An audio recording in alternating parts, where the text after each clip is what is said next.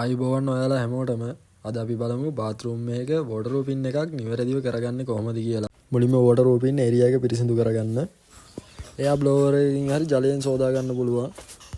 මේ මතු පිට මම හොඳින් හොදගෙන වේලගෙන තියෙන්නේ. වෝටර්ප්‍රූෆින් කරන්න කලින් වියලි මතු පිටත් තබා ගන්න. ෂවර් ඒරියා එක ගත්තම ෂවර් එකේ টොප් එකට වෙනකන් අපි වෝටර්ප්‍රූෆින් ඇප්ලයි කරගන්න ඕන. මම අද භාවිතා කරන්නේ මෙන්න මේ වෝටර්ප්‍රූෆින් මැටීරියල් එක. මේක පාර්ට් AB කියලා තියෙන්නේ. මම ඔයාලට කියන්නම් මේක මිශ්‍ර කරන අනුපාතය.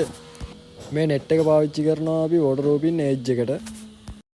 මේ තියෙන්නේ වෝටර්ප්‍රූෆින් එකේ පාර්ට් B එක. මේක full dust එකක් තමයි තියෙන්නේ.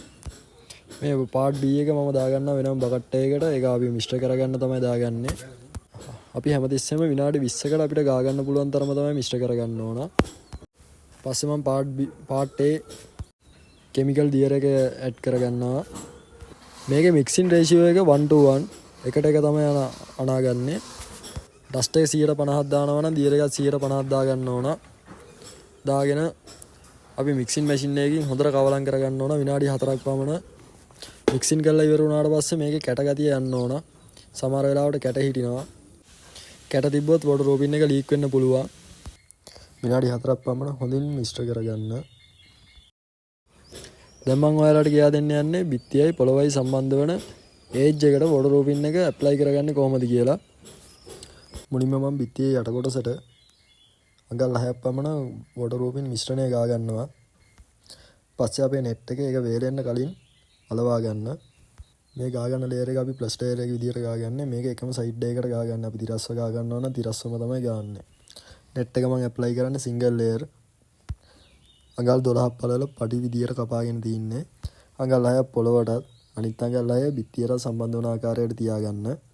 දිග අපිට ඕන ප්‍රමාණයට ගන්න. net එක තියපු ගමන් මම ආයි ප්‍රෙස් කෝට් එක ඇප්ලයි කරගන්නවා net එකට උඩින්.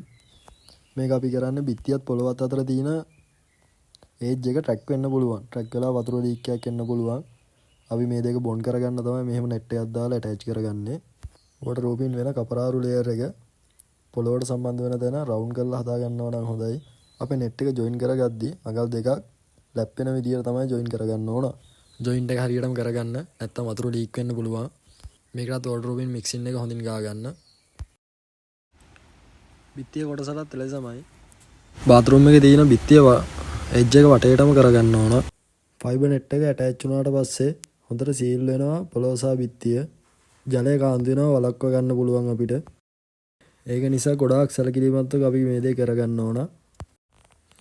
කෝට් දෙක ගාද්දී පළවෙනි කෝට් එක වේලුණාට පස්සේ තමයි දෙවෙනි කෝට් එක ඇප්ලයි කරගන්නේ. ෂවර් එක ප්ලේස් වෙලා තියෙන බිත්තියත් පොළොවේ ඉඳන් අඩි 7ක් පමණ ගා ගන්න. අනිවාර්යෙන් ඇප්ලයි කරගන්න කෝට් දෙක. එකක් තිරස්ව හා අනෙක සිරස්ව. සියලුම බිත්ති අපි අඩි 2ක් පමණ උඩට ගා ගන්නවා වෝටර්ප්‍රූෆින් එක. බාත්රූම් එකේ පොළොවෙනුත් ජලය කාන්දු වීමක් වෙන්න පුළුවන් නිසා අපි බාත්රූම් එකේ පොළොවට වෝටර්ප්‍රූෆින් කෝට් දෙකක් ඇප්ලයි කරගන්නවා. දැන් අපි සම්පූර්ණව බාත්රූම් එක වෝටර්ප්‍රූෆින් කරගෙන ඉවර කරගෙන තියෙනවා. වීඩියෝ හොඳයි නම් ලයික් කරලා අපේ channel එක subscribe කරන්න. ස්තුතියි.